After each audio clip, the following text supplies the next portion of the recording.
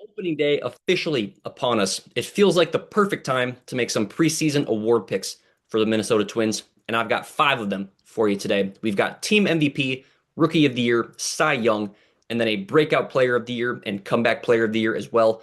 But let's get things started with the Team MVP. Now, the easy choice here, of course, is Byron Buxton, but that's not where I'm going. Give me Luke Keeschall. He made a huge splash after getting called up last season, hitting over 300 and consistently scoring balls up. In this spring, it feels like he's taken another step forward. Through 56 plate appearances, he put up a 717 slugging percentage, showcasing some extra pop in his bat. If he stays healthy, which is the key here, it is not hard to see a path where Keeschall does take that step forward and turns into one of the most impactful bats in this lineup in 2026. Moving to Cy Young, this one feels pretty straightforward. Give me Joe Ryan. Over the last couple of seasons, Ryan has really established himself as a true top of the rotation starter. Last season, he had a 3.42 ERA and 194 strikeouts over 171 innings. And when you look at this pitching staff entering 2026, there's a lot of uncertainty, but Ryan is not a part of that. He's really the lone steady presence. And because of that, he should once again anchor this rotation and pitch like a true ace. The only thing that might complicate this a little bit is the bigger picture. If the Twins aren't in contention come July, you could at least have the conversation about him being moved at the deadline. But for the sake of simplicity, we will assume he's here all year, in which case he is the clear choice for Team Cy Young. As for Rookie of the Year, I am going with Kalen Culpepper. And this really comes down to a combination of talent and opportunity. It sounds like he'll start the year at AAA after hitting 289 with a 2020 season between High A and AA last year. So the production is already there.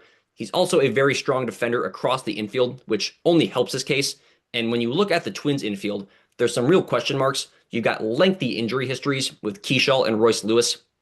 You've got some performance uncertainty with Brooks Lee entering the year. And when you combine all of that, it feels like there's a very real opportunity for Culpepper to get called up and carve out an early role. He'll need 130 plate appearances or 45 days of service time to be eligible by MLB standards. And if he's playing the way he's capable of, getting to those marks should not remotely be an issue. Now, for Breakout Player of the Year, give me Mick Abel. Not only was Abel the Twins' biggest riser this spring, he was one of the biggest risers in all of Major League Baseball. He looked flat out dominant. Over 22 innings, he allowed just 5 earned runs, striking out 27 hitters and walking only 4. But beyond the numbers, it was how he looked doing it. His command was much sharper, his confidence was there, and he was attacking hitters in a way we just didn't consistently see from him last year.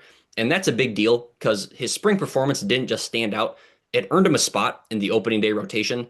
Abel now has a chance to take a massive step forward in 2026 and turn into a true frontline starter. So he is my pick for Breakout Player of the Year.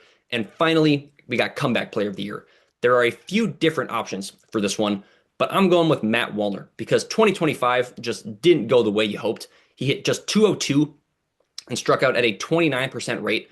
It was a tough year to say the least, but this spring has told a very different story. In 57 plate appearances, Wallner hit 333 with a 438 on base percentage and 7 extra base hits.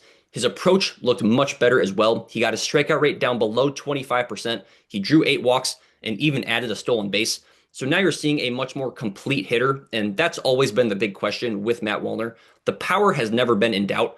It's just been about putting everything else together as a hitter, and at least this spring, that's exactly what he did. So if that carries over into the regular season, even if it's not 100% of that production, there's a very real chance he puts together a strong bounce back season and becomes a key piece of this lineup once again. So give me Matt Wallner as the Comeback Player of the Year for this year's Twins team. So those are my picks for Team MVP, Cy Young, Rookie of the Year, Breakout Player of the Year, and Comeback Player of the Year. And the thing that stands out is just how many different paths there are for this team in 2026. You've got established talent, you've got young players on the rise, and you've got a few guys looking to bounce back in a big way. Now it's just a matter of seeing which of these actually plays out once the games start to count. But that's what I got for today.